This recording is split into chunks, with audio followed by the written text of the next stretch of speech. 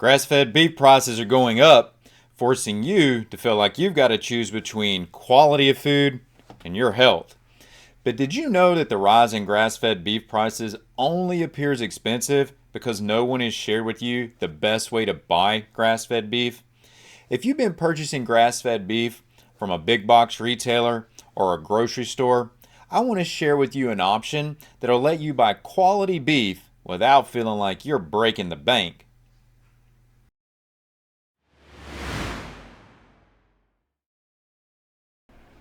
Why are beef prices going up? Well, if you know these reasons, you'll know how to avoid paying higher prices. Now, if you get to the end of this video and you feel like you receive value, make sure you hit that subscribe and like button. Now, let's jump into this. Here's 3 reasons for the recent increase in beef prices. Number 1 is the decline in the national cattle inventory. Now, what does that mean? Well, let's take a look at this graph that I've got here on the screen. And what you're going to see is that up until about 1975, well, there was an increase in the number of cattle in the United States. In fact, in 1975, it peaked out around 46 million. However, currently here in 2024, we're seeing that the national cattle inventory, or the total number of beef cattle in the United States, has dropped from that peak of 46 million down to 28 million. And that's the lowest since 1962. Guys, this comes down to simply supply and demand. If you don't have enough cattle to process, then the cost of that cattle is going to go up, and it's ultimately going to continue to get passed through the chain, which I'll speak more to in a moment of how you can deal with this. But it ultimately gets passed through the chain down to the consumer, and it raises those prices. So that's the first reason, is that we're seeing a decline in the national cattle inventory. Now, the second reason is what's been happening in the environment for the last 2 years. And that is that within a large portion of the United States over the last 2 years, we have seen significant droughts that we generally hadn't seen in the years prior. This ultimately results in lower quality of grazing lands. The ability of the cattle to breed back and to reproduce is not as good when they have good quality grazing land. And when this started happening about 2 years ago, a lot of those cattle that would be going to market at an age of processing would be at about this 2-year point. And so now we're starting to see the effects of that. And all of these things translate to an increase in cost to raise cattle. So when you see the price of hay start to increase because the demand for it skyrockets, and the supplements to get these animals through so that they can ultimately be finished, when that starts, all those things start to come together, it drives the price of the final product up, which is beef in this case. Not to mention that we've also seen numerous wildfires, especially, for example, here recently, where we saw wildfires in the panhandle of Texas. We've had natural events of that nature. All those things, again, come together to drive that price of the beef up. Now, there's a third thing here, which is probably the most important of all these reasons that I'm going to give to you as to the reason that beef prices continue to escalate. And this is what I want you to understand, because when we start to get to how you can reduce what you pay for beef, it's going to come down to, in large part, to reverse engineering what I'm getting ready to share with you. But first, let's talk about how consolidation of the cattle production system is driving prices up. Sometimes you might hear this referred to as centralization. Well, what does that mean? Well, what that means is that we're seeing all of the production of beef come into a central location, central orientation. That doesn't mean that it's all happening in one geographical location. It means that it's being controlled centrally. We have one entity that has a massive impact over the entire beef market. Who is that? Well, they're actually what are known as the Big Four. They go by the names Cargill, JBS, National Beef, and Tyson Foods, but they are ultimately at the center of the beef market.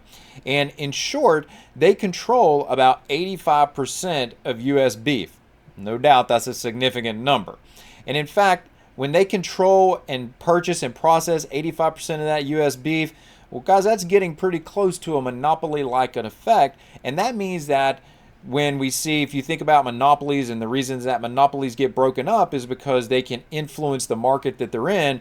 Well, because these big four are getting close to having a monopoly in the beef market, they influence cattle prices. And they don't just influence cattle prices, meaning what you pay for beef prices, they influence the price throughout the entire chain of production. So here's how that looks. Think about an hourglass as I go through this example with you. I want you to have that as your visual and how that hourglass narrows down in the middle. So this is where these big four, this is how they choke the system. Everything flows ultimately through them because they have gotten to the point where they're vertically integrated. We used to call these guys the packers, meaning, and they still are, but we used to call them just packers because they only dealt with the processing of the animals. Well, that's not the case anymore. They have much greater control in their vertical integration, or what they've ultimately done with the vertical integration. So if you think at the very top of this visual that I've given you here, that's where you're going to have the rancher. Now, the rancher at this point is not getting paid the prices that they should be for the animals that they're producing and bringing to market. But they're just one point in the process. They're just the starting point. From there, in the conventional model, you go from the rancher to the sale barn where that animal is sold, and then from there is where we begin to see these packers kick in. They buy the animals from the sale barn, take them to the feedlots, which they control, and then once they get them to the point where they're ready to process them at the feedlot, then they move them off to the slaughterhouse or to the packer, both meaning the same thing there. And then from there, it goes to the retailer, and finally, you as the consumer purchase that.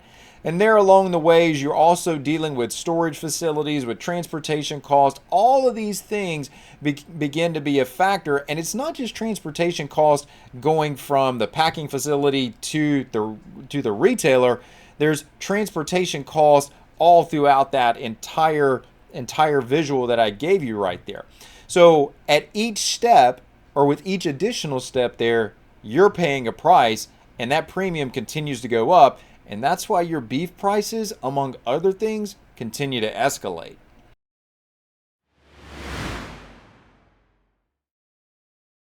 Well, now that you understand why those beef prices are elevated, let's reverse engineer all of this and discuss how you can maintain control of the price that you pay for beef.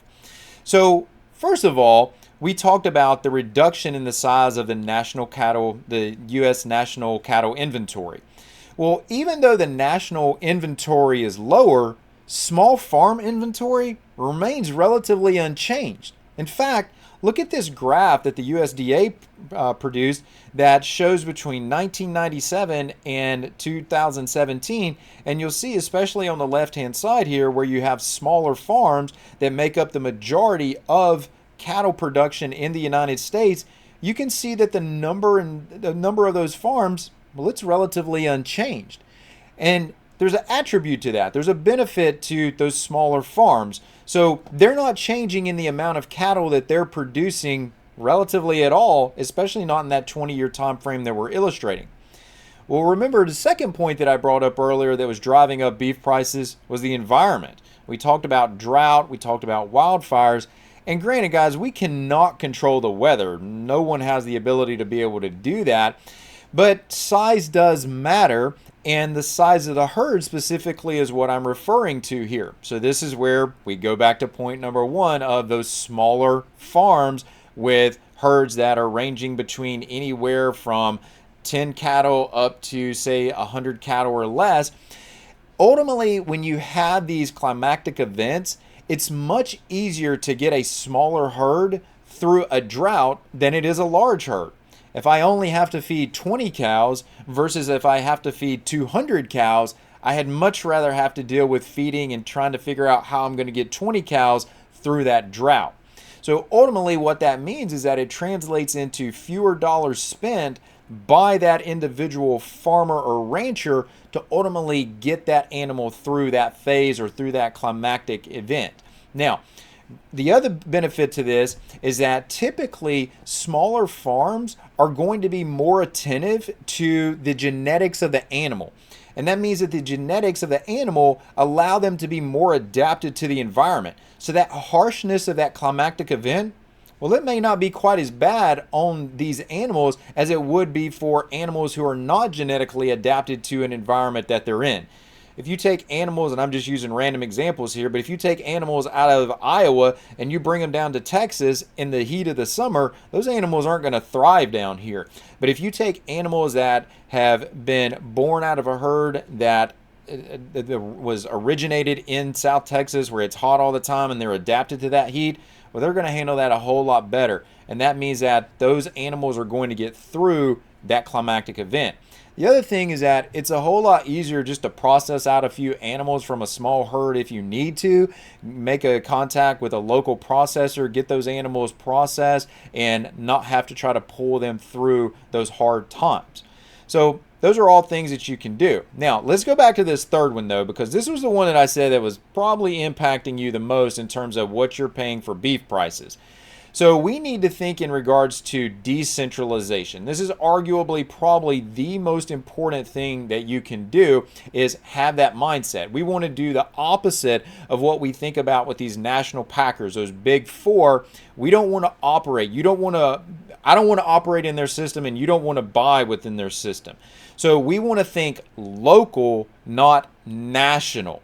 And we'll look at what farms are near you that you can purchase from directly, because that completely separates you from that entire chain of events that has to happen from the rancher to the sale barn to the feedlot and so on and so forth. All those things that I outlined earlier, that's just completely erased when you work with a local farm. And about that price, well, it's down to a much simpler model. You don't have all these middlemen that keep pulling the price up. It's just simply me as the rancher and you as the consumer, and that's simplicity at its best. And so that's what you need to understand when it comes to your beef prices and how can you have control over those and where can you buy grass-fed beef from that is not going to be continually influenced by these inflationary movements.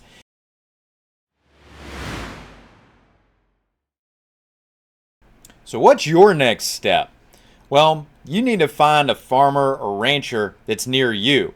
Well, how can you do that? How can you support local and have a relationship with a local farm or ranch near you? Well, there's numerous websites that you can go to accomplish this. You can go to health-related websites like the Weston A. Price Foundation. You can go to websites like eatwild.com that list farms and ranches in every state in the United States. These are all options, and these are certainly not exhaustive lists. There's many of these types of websites that you can go to. But living here in the great state of Texas, as the Go Texan initiative and motto says, buy local Texas products if you're in Texas. And that comes down to what we at Harvest Hills Ranch do. We like to support the people in our local area. So within Southeast Texas and the greater Houston area, if you're in our region, go to harvesthillsranch.com and we'll be happy to support and build a relationship with you and help you be able to control those beef prices on an ongoing basis. So hopefully you found this information beneficial and valuable and can bring value to you and your family. And if it did, remember, hit that like and subscribe button. And until next time, we'll see you soon.